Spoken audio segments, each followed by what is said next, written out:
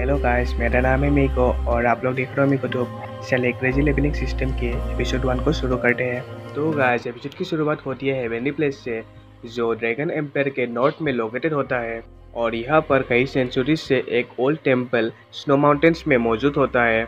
और इस टेम्पल में ज़्यादातर स्टूडेंट्स लड़कियाँ होती है और इन लड़कियों की खूबसूरती इतना ज़्यादा होता है कि आप लोग सोचोगे कि आप लोग हेवन में आ गए हो। और इसी के साथ हमारा सीन एक लड़की की तरफ शिफ्ट होता है जो बहुत ज़्यादा ट्रेनिंग कर रहा होता है। और यही हमारे सीरीज़ का हीरो होता है।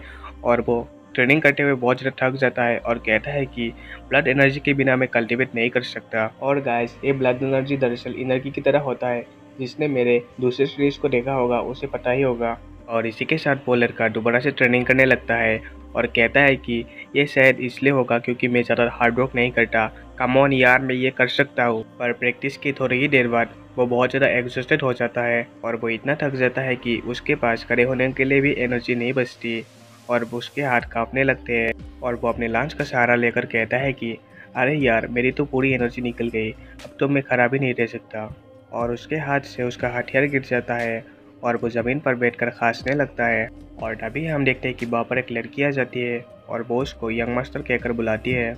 और वो लड़की कहती है कि आखिर तुम बाहर प्रैक्टिस करने के लिए क्यों आए, या आप दोबारा से अपने आप को इंजर्ड करना चाहते हैं। और इसी के साथ वो लड़की उसको एक कोट पहना देती है और वो लड़का कहता है कि सिस्टर लियान, मैं बिल्कुल ठीक हूँ, मैं बस अपने बॉडी को थोड़ा सा मूव करना चाहता था।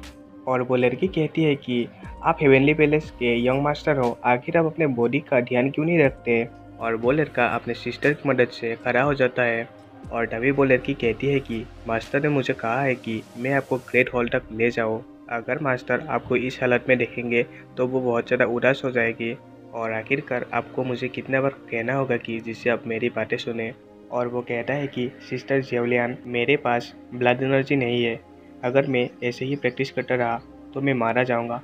मैंने सही कहा ना, पर मैं इतनी जल्दी गिव अप नहीं कर सकता। और वो लड़की उदास होकर कहती है कि यंग मास्टर। और इसी के साथ वो दोनों टेंपल के फ्रंट गेट पर पहुंच जाते हैं और वो लड़का कहता है कि चलो हम जल्दी से ऐसे निकलते हैं, शायद से पैलेस मास्टर हमारे लिए ग्रेट हॉल में वेट कर रहे होंगे। और तभी वो दोनों टेंपल के अंदर एंटर करते हैं।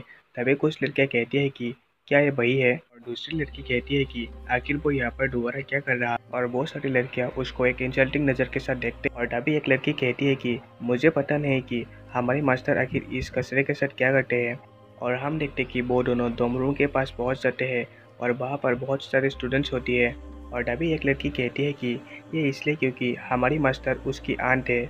और एक लड़की कहती है कि अगर ऐसा नहीं होता तो सच में इस कचरे को तो हम हेवनली पैलेस से फेंक देते। और हमारा हीरो इन सब बातों को इग्नोर करते हुए जा रहा होता है। और हमारे हीरो को देखते हुए सभी लड़कियां कहती है कि ये लड़का तो एक वोमेन के पीछे छुपने वाला लूजर है। और सभी लड़कियां कहती है कि तुम बस एक कचरे हो, इसके अलावा तुम कुछ नहीं कर सकते। और हमारा हीरो सोचता है कि ये लोग मुझसे नफरत करते हैं क्योंकि मैं मार्शल आर्ट को प्रैक्टिस नहीं कर सकता, क्योंकि मैं अगर मार्शल आर्ट को प्रैक्टिस कर लूँगा तो मैं मर जाऊँगा। और इसके अलावा भी मैं इस प्लेस के प्रीवियस मास्टर का बेटा हूँ। वो कहता है कि इस हेवनली पैलेस में एक क्लियर रूल है कि यहाँ के मास्टर कभी भी मैरी नहीं कर सकते, ना ही उनके बच्चे हो सकते हैं। पर मेरे माता ने हेवनली पैलेस के इस रूल को तोड़ दिया था और एक लड़के के साथ भाग गई थी, और यहाँ से जाने से पहले उन्होंने मुझे जन्म दिया था। और इसी के साथ हमारे हीरो का यहाँ पर नाम पता चलता है, जिसका नाम टियान यून होता है। और तभी हम देखते हैं कि उसके पास उसकी आंट आती है जो इस पैलेस का मास्टर होती है। और उसे देखकर सभी लड़कियां उसको ग्रीट करते हैं। टियान की आंट कहती है कि आखिर तुम यहाँ पर आए गए, क्या तुमने मार्शल आर्ट की प्रैक्टिस दोबारा की थी। और इसी के साथ हमें टियान के आंटी को दिखा जाता है जिसका नाम सी जीव होती है। और गाइस, ये सच में बहुत ज़्यादा खूबसूरत होती है, लगता है कि राइटर ने सच में इसे बहुत फुर्सत से बनाया है। और टियान कहता है कि आंटी। और टियान की आंटी कहती है कि तुम दिखने में बहुत ही बुरी हालत में हो, क्या तुम ठीक हो। और टियान कहता है कि मैं बिल्कुल ठीक हूँ आंटी। और यहाँ पर हमें पता चलता है कि जब टियान की मम्मी इस पैलेस से भाग गई थी, उससे पहले उसने टियान की जिम्मेदारी उसकी आंटी को सौंप दी थी। और टियान की आंटी उसके लिए एक सिस्टर की तरह थी जिसने उसे हमेशा ही सपोर्ट किया था। जब टियान प्रैक्टिस करते करते थक जाता था तब उसकी आंटी उसकी देखभाल करती थी और किसी को भी उसे बुली करने नहीं देती। और उसकी आंटी कहती है कि टियान यून, क्या तुम दोबारा से अपने ख्यालों में खो गए। और टियान की आंटी उसके सर पर एक फिंगर से टैप करता है और टियान अपने ख्यालों से बाहर आ जाता है। और तभी उसकी आंटी कहती है कि मैं तुम्हें प्रैक्टिस करने के लिए नहीं ब्लेम कर सकती, पर तुम ऐसे प्रैक्टिस करते हुए अपने आप को इम्प्रूव नहीं कर सकते। और उसकी आंटी कहती है कि पर मेरे पास एक ऐसा चीज़ है जो तुम्हारी शायद से मदद कर सकता है। और इसी के साथ वो एक बॉक्स को दे देती है, जिसे देखकर टियान कहता है कि आखिर ये क्या है। और टियान उस बॉक्स को खोलकर देखता है और उसे पता चलता है कि यहाँ पर एक ड्रैगन ब्लड पील होता है। और टियान कहता है कि ड्रैगन ब्लड पील्स बहुत ज़्यादा प्रीशियस होते हैं और ये पील हमें बहुत सारी ब्लड एनर्जी प्रोवाइड कर सकती है। ये शायद से बहुत ज़्यादा एक्सपेंसिव होगा। और ये सब देखकर सभी लड़कियां बहुत ज़्यादा शॉक्ड हो जाती है। और टियान की आंटी कहती है कि हाँ, ये एक ड्रैगन ब्लड पील है, अगर तुम इसे ले लेते हो तो तुम्हारी बॉडी की ब्लड की एनर्जी इम्प्रूव होगी। और टियान कहता है कि पर उसकी आंटी उसे इंटरप्ट कर देती है और अपने फिंगर से उसके फेस को टच करते हुए कहती है कि यहाँ पर कुछ भी किंतु परंतु नहीं, ये तुम्हारे बॉडी को रिकवर करेगा। ये मेरी तरफ से तुम्हारे लिए सबसे खास प्रेजेंट है, तुम समझ गए ना। और तभी वहाँ पर एक लड़की आ जाती है और प्लेस मास्टर से कहती है कि place master, heavenly spirit shake के लोग यहाँ पर आए हैं। जिसे सुनकर टियान सोचता है कि क्या हेवनली स्पिरिट शेक। और इसी के साथ हमें हेवनली शेक के कॉन्टिनेंट को दिखा जाता है और हमें पता चलता है कि इस कॉन्टिनेंट में पावर के 5 मेजर क्लासेस है, जहाँ पर 5th क्लास में डिवाइन किंगडम आता है, क्लास में एम्पायर, 3rd क्लास में हाउस, 2nd क्लास में the sex and 4th class में द पैलेस आता है। पर हेवनली स्पिरिट शेक की रैंकिंग हेवनली पैलेस से थोड़ी सी ऊपर की है। और इसी के साथ टियान की आंटी कहती है कि टियान, मुझे अभी जाना होगा, मुझे कुछ काम है, तुम अभी थोड़ा सा रेस्ट करो। और इसी के साथ वो चिल्लाकर कहती है कि सभी स्टूडेंट्स मुझे फॉलो करो। और टियान उन सभी को वहाँ से जाते हुए देखता है और टियान अपने आप से कहता है कि ये मेरी ही गलती है, क्योंकि मैं इतना ज़्यादा कमज़ोर हूँ, मैं उनकी मदद भी नहीं कर सकता। और ये सोचते हुए टियान बहुत ज़्यादा उदास हो जाता है और कहता है कि मैं अपने ब्लड एनर्जी को रिकवर करना चाहता हूँ, पर मैं बिल्कुल श्योर नहीं हूँ कि ड्रैगन ब्लड पिल मेरी मदद कर पाएगा या नहीं। और तभी हम देखते हैं कि उसके पास एक लड़का आ जाता है, जिसे देखकर टियान बहुत ज़्यादा शॉक्ड हो जाता है। और टियान उस लड़के को देखने लगता है और वो यंग लड़का हंसते हुए कहता है कि क्या हम यंग मास्टर से ये ड्रैगन पिल ले सकते हैं? हम बस ब्रेक थ्रू पर पहुँचने ही वाले हैं, अगर तुम इसे यूज़ भी करते हो तो ये तुम्हारे किसी काम नहीं आएगा, इसलिए तुम इसे हमें ही दे दो। और इस लड़के का नाम फेंगसेन होता है। और टियान सोचता है कि हेवनली स्पिरिट शेक के लोग हेवनली पैलेस में आए हैं और वो लोग हमें उनके साथ रिक्रूट करने के लिए फोर्स कर रहे हैं। और इसी के साथ टियान कहता है कि फेंगसेन, अगर मैं तुमको ना बोलूँ तो तुम क्या कर लोगे? फेंगसेन टियान के पास आ जाता है और कहता है कि क्या तुम नहीं बोलोगे?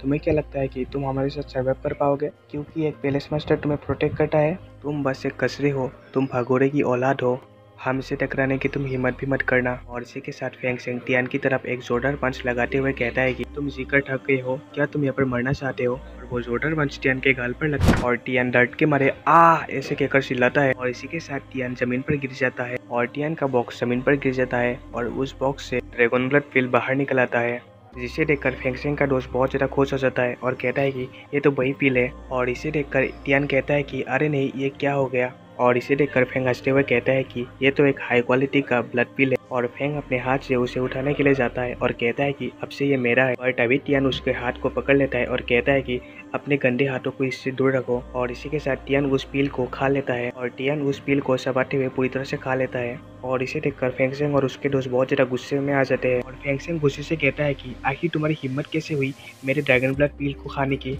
इस गुस्ताखी के लिए मैं तुम्हें मार दूंगा। और तभी हम देखते हैं कि फेंगसेन और उसका दोस्त टियान की तरफ तेजी के साथ अटैक करने के लिए बढ़ रहे होते हैं।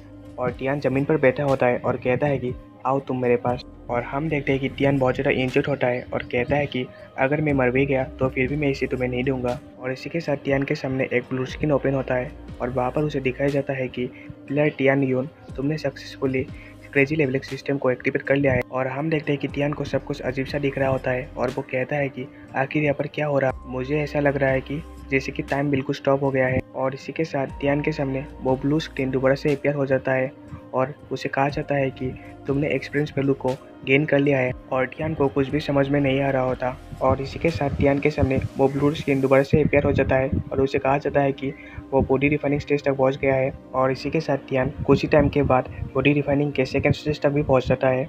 और टियान ये सब देखते हुए कहता है कि क्या क्रेजी लेवलिंग सिस्टम, आखिर ये सब क्या हो रहा है? इसी के साथ टियान बॉडी रिफाइनिंग के 5th स्टेज तक भी पहुंच जाता है। और इस पावर को महसूस करते हुए टियान कहता है कि ये पावर तो सच में बहुत ज़्यादा इंसेन है। और इसी के साथ टियान फेंग को एक जोरदार पंच लगाता है और कहता है कि यहाँ से निकलो। और टियान की इस पंच का पावर इतना ज़्यादा होता है कि फेंग बिल्कुल ज़मीन पर ढेर हो जाता है और इसे देखकर फेंग का दोस्त बहुत ज़्यादा हैरान हो जाता है और कहता है कि फेंग क्या तुम ठीक हो। इसी के साथ टियान अपने आप को देखने लगता है और उस पावर को महसूस करने लगता है और इसी के साथ टियान हंसते हुए कहता है कि अच्छा तो यही क्रेजी लेवलिंग सिस्टम है। और तभी फेंग सेंग ज़मीन से उठकर बैठ जाता है और कहता है कि तुम बॉडी रिफाइनिंग के 5th लेवल पे हो, आखिर ये कैसे हो सकता है।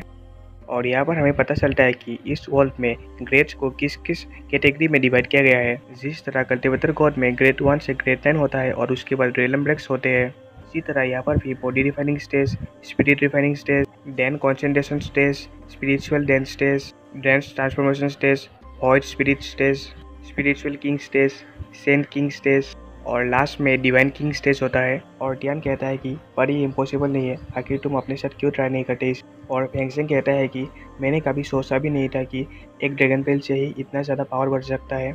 और इसी के साथ फेंगसेंग ज़मीन पर झुकते हुए टियान से माफ़ी मांगता है और कहता है कि प्लीज़ मुझे माफ़ कर दो, मुझे यहाँ से जाने दो, मैं दोबारा ऐसी गलती नहीं करूँगा। और टियान कहता है कि ठीक है तुम यहाँ से चले जाओ, मैं तुम्हें एक चांस देता हूँ। और इसी के साथ टियान वहाँ से जाने लगता है और हम देखते हैं कि फेंगसेंग अपने हथियार को निकाल लेता है और अपने चाकू से टियान पर तेजी के साथ अटैक करने के लिए जाता है। और टियान उसके अटैक को देख लेता है और अपने हाथ से उसे एक जोरदार पंच लगाता है और उसके फेस से पकड़ते हुए उसे ज़मीन पर पटक देता है।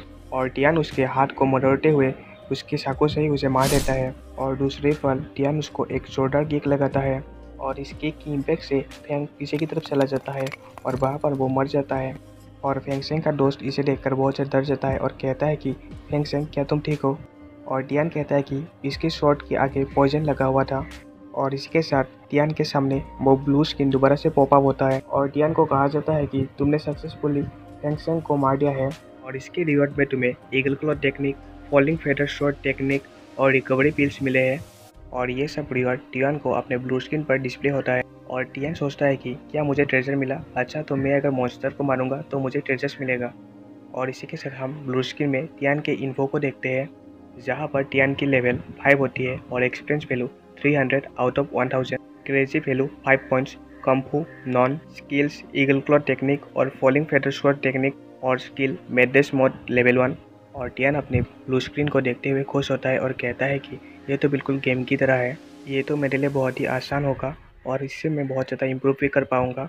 और इसी के साथ स्क्रीन पर एक और नोटिफिकेशन आता है, जहाँ पर टियान को न्यूबी गिफ्ट पैक मिलता है और टियान इसको ओपन कर देता है और यहाँ पर टियान को 10 टाइम्स एक्सपीरियंस कार्ड मिलता है। और इसी के साथ टियान कहता है कि मैं बहुत ही खुशकिस्मत हूँ कि मुझे ये सिस्टम मिला, मैंने कभी एक्सपेक्ट भी नहीं किया था कि मुझे एक ऐसा लेवलिंग सिस्टम मिलेगा। अगर मैं इसी तरह क्रेजी लेवलिंग करता हूँ तो मेरी एबिलिटीज़ भी बहुत ज़्यादा स्ट्रॉन्ग हो जाएगी। ओहो, मुझे तो एक क्रेजी मोड भी मिला है। और इसी के साथ टियान क्रेजी मोड के इन्फॉर्मेशन को देखने लगता है और क्रेजी मोड के इन्फो में लिखा होता है कि ये अपने यूज़र के किसी भी स्किल के इफेक्ट को डबल कर देता है, जिसमें से alchemy, position taking, attacking, cultivation और एक्सपीरियंस गेनिंग इंक्लूड होता है। और इसे देखकर टियान बहुत ज़्यादा खुश हो जाता है और कहता है कि क्या मेरे सभी स्किल्स डबल तक इनहेंस हो जाएगा। और ये तो बस लेवल 1 की ही इफेक्ट है, ये सच में एक गॉडली स्किल है। और टियान हंसते हुए कहता है कि कल्टीवेशन इफेक्ट डबल और पोजीशन टेकिंग इफेक्ट भी डबल हो जाएगा और इसका मतलब उस पील की ताकत बिल्कुल डबल पील की तरह है। और तभी टियान को कुछ दिखता है और वो कहता है कि अरे ये क्या। और टियान इसलिए शॉक्ड होता है कि क्रेजी मोड पे जाने के लिए टियान को हर 1 मिनट में एक क्रेजी पॉइंट देना होगा, पर टियान के पास तो बस 5 क्रेजी पॉइंट्स ही बचे हैं। और टियान चिल्लाते हुए कहता है कि क्या 1 मिनट में 1 पॉइंट, पर अभी तो मेरे पास बस 5 पॉइंट्स ही है और ये तो बस मेरी आइस को ब्लिंक करते ही ख़त्म हो जाएगी, आखिर मैं अब क्या करूँ। फेंगसेंग को मारने का रिवॉर्ड बहुत ही ज़्यादा लो था और तभी हम देखते हैं कि फेंगसेंग का दोस्त फेंगसेंग के पास आता है और उसे हिलाते हुए कहता है कि ये तो मर गया। और वो गुस्से से टियान को कहता है कि तुमने फेंगसेंग को मार डाला। और टियान उसको देखते हुए कहता है कि क्या मैंने उसे मारा, अगर वो मुझे मारने की कोशिश नहीं करता तो मैं भी उसे कुछ नहीं करता। और तभी वहाँ पर टियान की आंटी आ जाती है और कहती है कि आखिर यहाँ पर क्या चल रहा है। और कुछ हेवनली पैलेस के स्टूडेंट शॉक होकर कहती है कि ओ माय गॉड, यहाँ पर तो कोई मर गया है। और हम फेंगसेंग के डेड बॉडी को देखते हैं, जिसके छाती पर एक शॉट घुसी हुई होती है। और तभी टियान के आंट को कोई कहता है कि मास्टर जी आखिर यहाँ पर क्या चल रहा है। और यहाँ पर हेवनली स्पिरिट शेक के स्टूडेंट्स आ जाते हैं और उनके साथ हेवनली स्पिरिट शेक के सेकेंड एल्डर भी होते हैं, जिसे देखकर टियान की आंटी कहती है कि एल्डर जाओ। और तभी हम देखते हैं कि एल्डर जाओ के पीछे से एक स्टूडेंट बहुत ज़्यादा शॉक्ड हो जाता है और वो लड़का तेजी के साथ दौड़ते हुए उस डेड बॉडी के पास भागता है और वो गुस्से से कहता है कि ब्रदर ब्रदर आखिर तुम्हारे साथ ये क्या हुआ, ब्रदर क्या तुम मर गए हो। फेंगसेंग के दोस्तों को पूछता है कि आखिर इसके साथ ये सब कैसे हुआ। और इसी के साथ गाइस हमारा एपिसोड यहीं पर खत्म होता है। मिलते हैं गाइस दूसरे एपिसोड में। शुक्रिया, टाटा, बाय बाय।